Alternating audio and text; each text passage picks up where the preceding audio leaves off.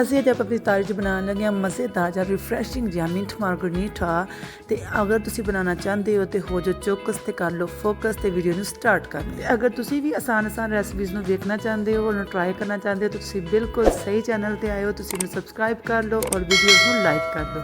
चलाओ रेसिपी ਨੂੰ स्टार्ट करते हैं। अस्सलाम वालेकुम, हेलो गाइस, क्या हाल चाल है? ठीक ठाक हो? कैसे गुजर रहे ਤੁਹਾਡੇ रोज़े? तो इतने मैं मिंट ले लिया, मिंट ਨੂੰ मैं साफ़ कर लिया। ਇਹਦੀ ਡੰਡੀ ਨਾਲ ਇਹਦੇ ਪੱਤੇ ਲੈਦਾ ਕਰ ਲੈਣੇ ਨੇ, ਡੰਡੀਆਂ ਸਾਫ਼ ਕਰ ਲੈਣੀਆਂ ਨੇ ਵੀ ਠੀਕ ਹੈ, ਕੋਈ ਪੱਤਾ ਜ਼ਾਇਆ ਨਾ ਹੋਏ ਕਿਉਂਕਿ ਅੱਲਾਹ ਤਾਲਾ ਦਾ ਰਿਜ਼ਕ ਹੈ, ਅੱਲਾਹ ਤਾਲਾ ਦੇ ਰਿਜ਼ਕ ਵਿੱਚ ਬਰਕਤ ਹੁੰਦੀ ਹੈ। ਇਸੇ ਸਾਰੇ ਪੱਤੇ ਅਸੀਂ ਜਿਹੜਾ ਨਾ ਉਹਦੇ ਨਾਲ ਡੰਡੀ ਨਾਲ ਉਤਾਰ ਲੈਣੇ ਨੇ।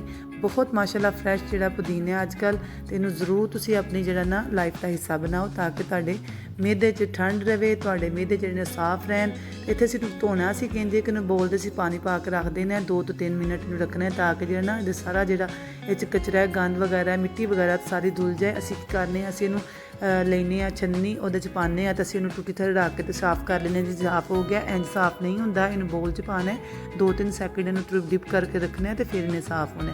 ਅਸੀਂ ਹੁਣ ਸਾਰਾ ਜਿਹੜਾ ਪੁਦੀਨਾ ਨੂੰ ਨਿਚੋੜ ਕੇ ਤੇ ਜੱਗ 'ਚ ਐਡ ਕਰ ਲਿਆ। ਤੇ ਤੁਹਾਨੂੰ ਪਤਾ ਹੈ ਕਿ ਮੇਰਾ ਜੱਗ ਜਿਹੜਾ ਨਾ ਉਹ ਮਾਸ਼ਾਅੱਲਾ ਤੇ ਇਹਨੂੰ ਤੁਸੀਂ ਇਗਨੋਰ ਕਰਨਾ ਕਿਉਂਕਿ ਇਹ 'ਚ ਮੈਂ ਜ਼ਿਆਦਾ ਬਰਫ਼ ਪਾ ਬੈਠੀ ਤਾਂ ਤੇ ਉਹ ਥੋੜ੍ਹਾ ਜਿਹਾ ਤੜਾਕਾ ਮਾਰ ਗਿਆ, ਠੀਕ ਹੈ ਨਾ। ਤੇ ਅੱਗੋਂ ਵੇਖੋ ਜੀ ਅਸੀਂ ਪਾਇਆ ਜੀ ਅੱਧਾ ਲੀਮੂ, ਕਿਉਂਕਿ ਅਸੀਂ ਥੋੜ੍ਹਾ ਬਣਾ ਰਹੇ ਹਾਂ ਤਾਂ ਅਗਰ ਤੁਸੀਂ ਜ਼ਿਆਦਾ ਬਣਾ ਰਹੇ ਹੋ ਤਾਂ ਉਸ ਹਿਸਾਬ ਨਾਲ ਤੁਸੀਂ ਲੈਮਨ ਐਡ ਕਰ ਸਕਦੇ ਹੋ, ਕੁਆਂਟਿਟੀ ਘੱਟ ਵੱਧ ਕਰ ਸਕਦੇ ਹੋ। ਮੈਂ ਸਿਰਫ 2 ਚਮਚ ਚੀਨੀ ਦੇ ਐਡ ਕੀਤੇ ਨੇ।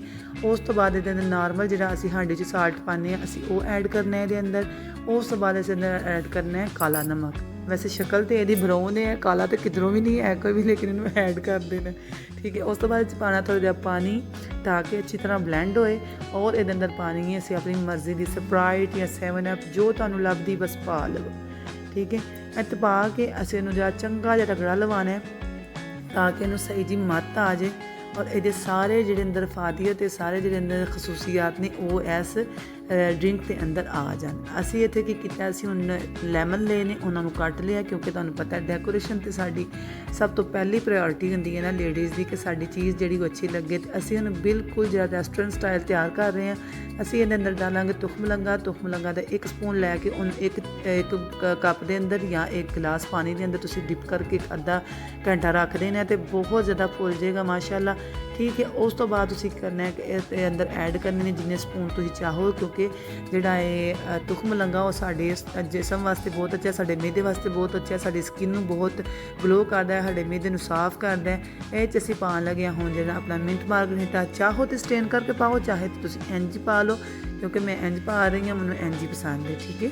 ਤੁਸੀਂ ਆਪਣੀ ਮਰਜ਼ੀ ਨਾਲ ਜਿੰਨੀ ਮਰਜ਼ੀ ਕਰ ਸਕਦੇ ਹੋ, ਤੁਹਾਡੀ ਮਰਜ਼ੀ, ਐਜ਼ ਯੂ ਵਿਸ਼, ਓਕੇ ਜੀ। ਅਸੀਂ ਅੱਗੋਂ ਕੀ ਕੀਤਾ, ਹੁਣ ਅਸੀਂ ਥੋੜ੍ਹੀ ਜਿਹੀ ਡੈਕੋਰੇਸ਼ਨ ਹੋਰ ਐਡ ਕਰਾਂਗੇ ਕਿਉਂਕਿ ਸਾਡਾ ਬਿਲਕੁਲ ਲੁੱਕ ਜਿਹੜੀ ਉਹ ਰੈਸਟੋਰੈਂਟ ਸਟਾਈਲ ਆਉਣੀ ਚਾਹੀਦੀ। ਤਾਂ ਅਸੀਂ ਇਹਨੂੰ ਮਿਕਸ ਕਰ ਲੈਣੇ ਆ ਚੰਗੀ ਤਰ੍ਹਾਂ।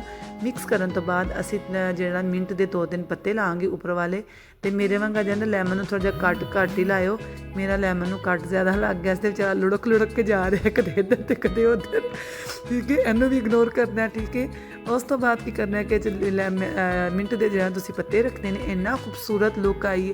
ਇਸ ਡਰਿੰਕ ਨੂੰ ਖੁਦ ਵੀ ਪੀਓ, ਦੂਸਰਿਆਂ ਨੂੰ ਪਿਆਓ ਤੇ ਦੁਆਵਾਂ 'ਚ ਯਾਦ ਰੱਖਿਓ। ਆਪਣਾ ਬਹੁਤ ਸਾਰਾ ਖਿਆਲ ਰੱਖਿਓ। ਮਿਲਦੇ ਹਾਂ ਇਨਸ਼ਾਅੱਲਾ ਨੈਕਸਟ ਵੀਡੀਓ ਵਿੱਚ। ਅੱਲਾ ਹਾਫਿਜ਼।